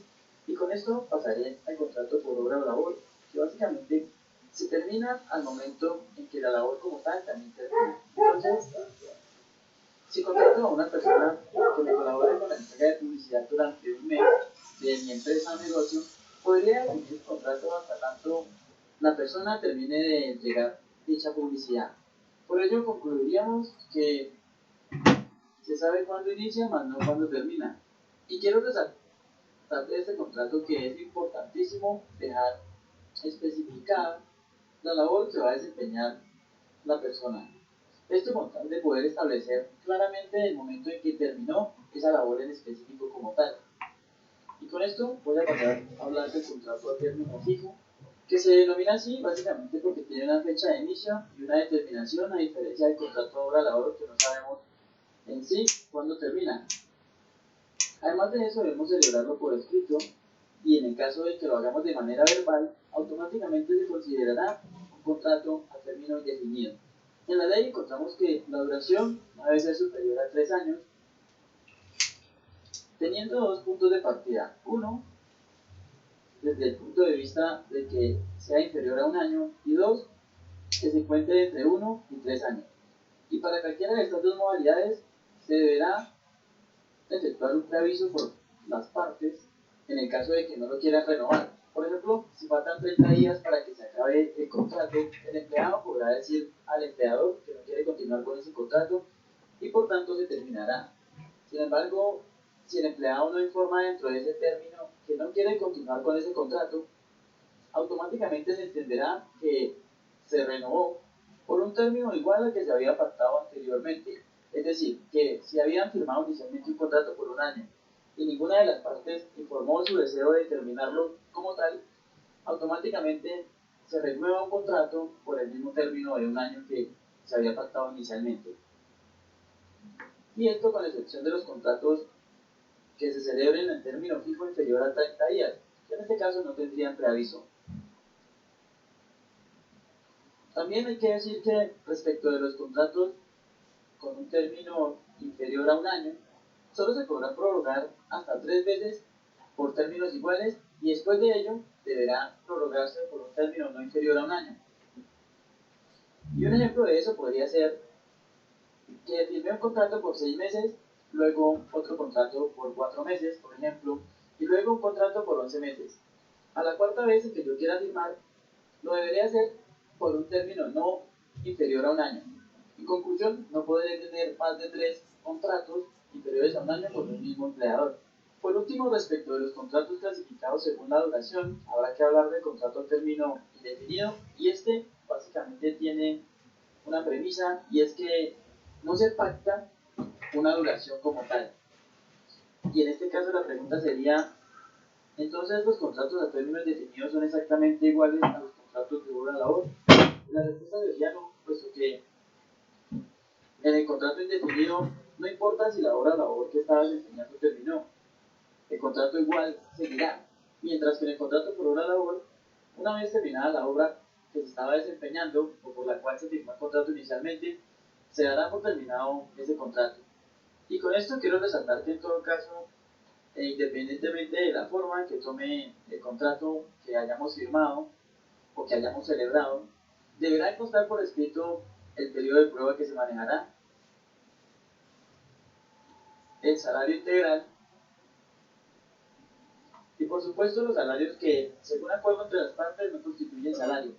Y en todo caso, los contratos que siempre deben celebrarse por escrito serán el contrato de aprendizaje, el contrato a término fijo, sus prórrogas y el preaviso, es decir, cuántas veces se renovará el contrato a través del tiempo, de forma automática, y con cuánto tiempo deberá avisar una parte a la otra, con tal de poder darlo por terminado unilateralmente. Si el contrato a término fijo, como dije anteriormente, se celebra de manera verbal, automáticamente se convierte en un contrato a término indefinido en todas sus características y formas legales. También deberá constar por escrito los contratos celebrados con extranjeros no residentes en el país. Por ejemplo, en las agencias de televisión, en donde se contrata a un actor que no reside en el país y que tampoco es del país como tal. En este caso deberá constar por escrito.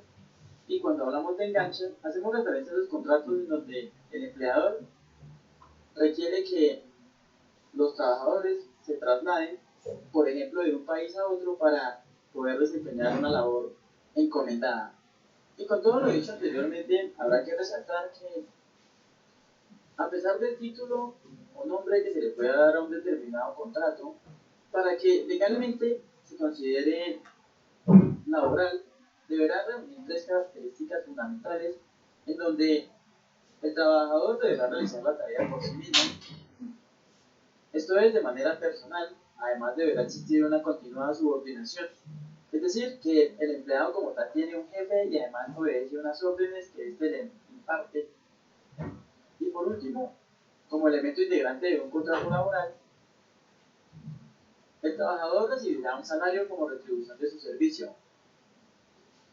Y estos tres aspectos habrá que tenerlos muy claros, puesto que muchas veces denominamos, por ejemplo, en el título del contrato, contrato por prestación de servicios, algo que en definitiva cumple con estas tres características y por tanto se volverá contrato laboral.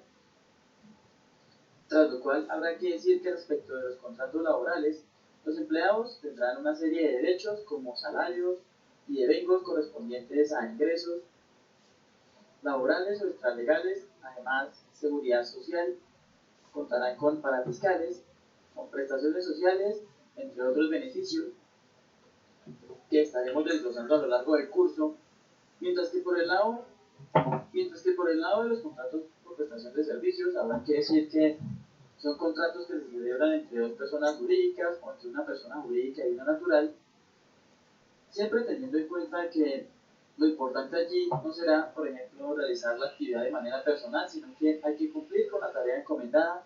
Además, no existe una subordinación de una parte respecto de la otra. Y usualmente el pago que se efectúa por concepto de la prestación del servicio no se denomina salario. Y respecto de los derechos, si hablamos de personas naturales, por consiguiente no habrá horas extras, tampoco subsidio de transporte. Además, que el precio del servicio asume la seguridad social, es decir, los pagos de salud, pensión y demás. Adicional a ello, la empresa que contrata a una persona por prestación de servicios no está obligado a pagar para fiscales o por lo menos no está obligado a asumir esos valores por concepto de paga de compensación de seisena que se puedan desprender de la relación con esa persona que tiene contrato por prestación de servicios. Y tampoco se maneja una figura denominada prestaciones sociales. Y con esto lo que quiero decir es que quien contrata a una persona por concepto de prestación de servicios no está obligado a pagarle cesantías o prima o por ejemplo intereses sobre las cesantías y mucho menos vacaciones. Y para terminar quiero anotar que el pago a una persona natural que preste sus servicios a través de un contrato por prestación de servicios usualmente radica una cuenta de cobro y si es persona jurídica, por supuesto una factura, mientras que para soportar un pago a las personas que tienen contrato laboral bastará con tener en nuestra contabilidad el expendible de la consignación que se les realizó el comprobante de la transacción virtual o en últimas un pequeño recibo físico con... Bueno, esto es para que conozcamos un poquitico cuáles son los tipos de contrato de trabajo que existen, el que es por obra o labor o a destajo que llaman, el contrato a término fijo y el contrato a término indefinido. Pero en ese mismo orden de ideas, pues es que los conozcamos un poquito más y sepamos cómo funcionan. ¿Por qué? Porque cuando tengamos que presupuestar la nómina, vamos a tener que presupuestar también todo lo que va asociado a estos contratos de trabajo, que obviamente los iremos viendo desglosados más adelante. ¿Hasta ahí está claro? Sí, profe. Listo.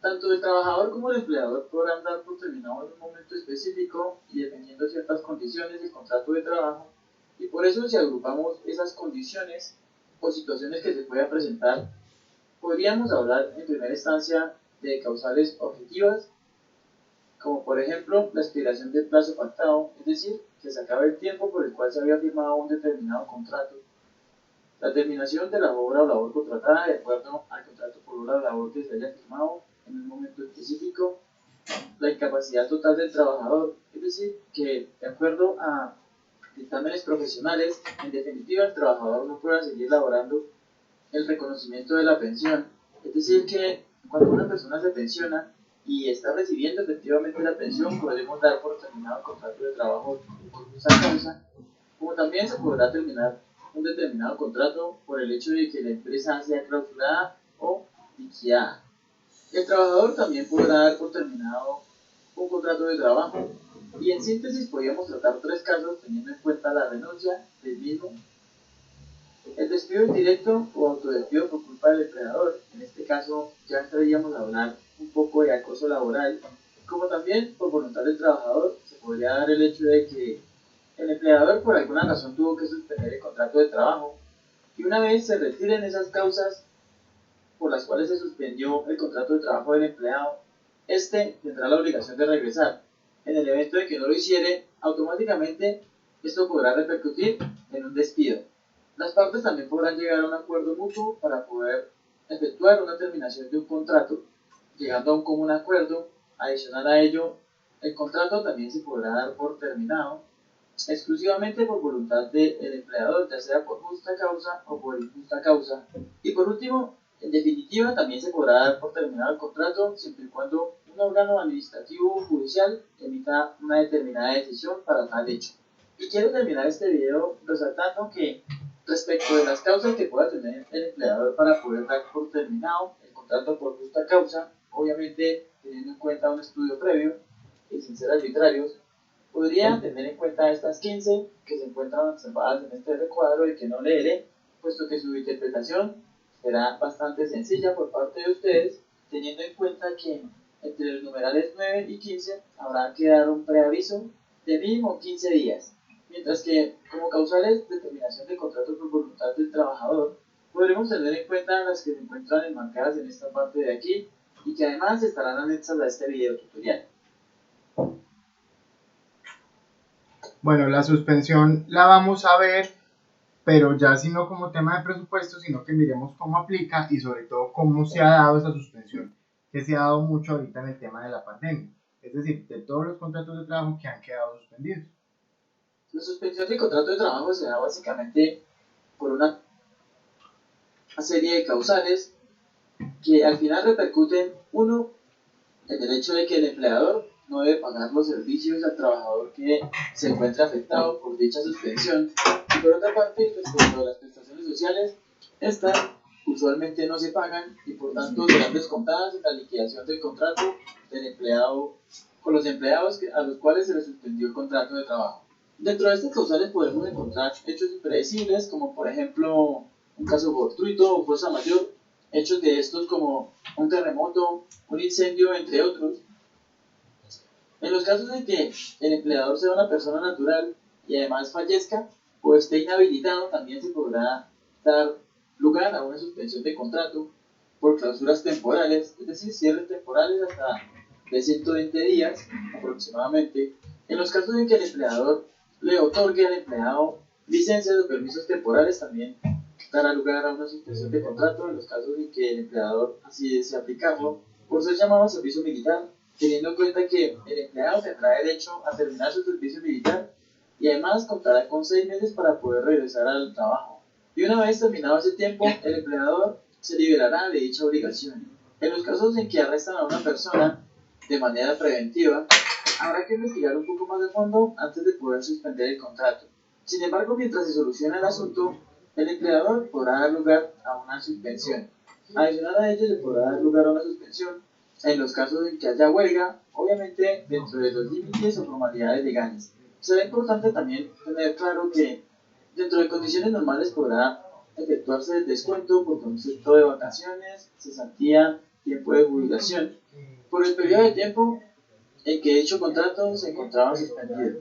Entonces, si un trabajador se desempeñó durante todo un año, pero su contrato se suspendió, por ejemplo, un mes, ese mes se podrá descontar con respecto a la liquidación de vacaciones, cesantía y tiempo de jubilación. Una vez cesan las causas que dieron origen a la suspensión del contrato y por lo tanto que la empresa inicie nuevamente sus actividades o regrese toda la normalidad, el empleador se encuentra en la obligación de notificar a los empleados a los cuales se les suspendió el contrato para que regresen a desempeñar sus labores según lo venían haciendo antes de que se diera lugar a la suspensión.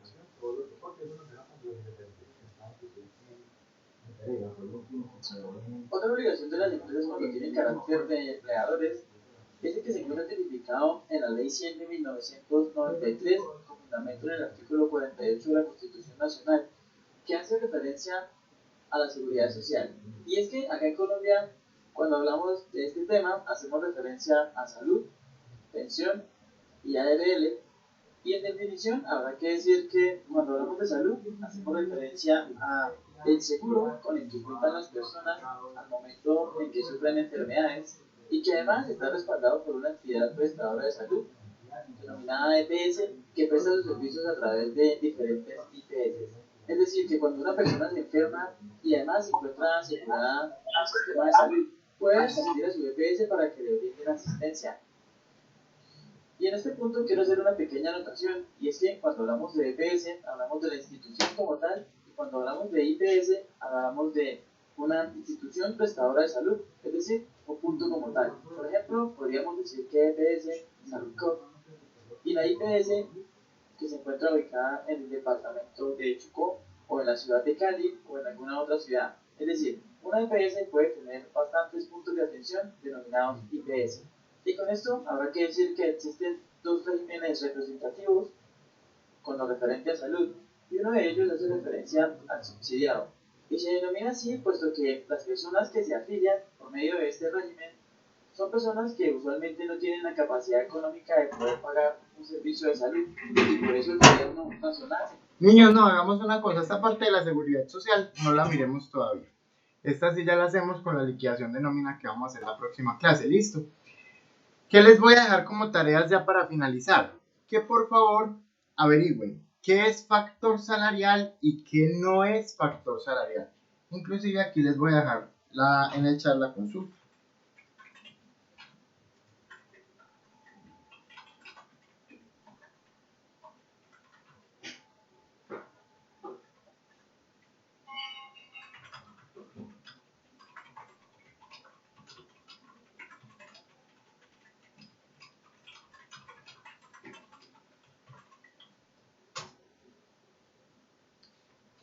¿Queda clara esa parte? Señor. Sí, señor. Yo tengo una duda. Entonces, la persona que hace el parcial primero va a explicar parte de la clase. Sí, señor. Parcial. Sí, señor. Primero voy a terminar esta parte de la nómina y después hacemos el parcial, pues, pero como a forma de taller. Nada, pues, complejo ni que los asuste. Sí, no, eso le iba a preguntar de que si va a ser más teórico o más práctico. No, y es hasta práctico, pero igual sí deben estudiar todo lo que hemos visto hasta acá. Vale, está bien. Gracias. ¿Listo? Muchas gracias. Bueno, niños, entonces no siendo más, pues ya vamos por finalizada la tutoría del día de hoy. Estoy pendiente de que se arregle la plataforma para mandarles las notas pues ya definitivas del parcial como quedó calificado y quedar al día con ustedes. Bueno. Listo, profe, una, muchas gracias. Listo, que estén muy bien, Profe, hasta luego. gracias. Bueno, profe. Gracias. Que estén bien. Profe, gracias. Chao. Profe, muchas gracias. Listo, que estén muy bien, hasta luego. Gracias. Chao, Nicole, que estés bien.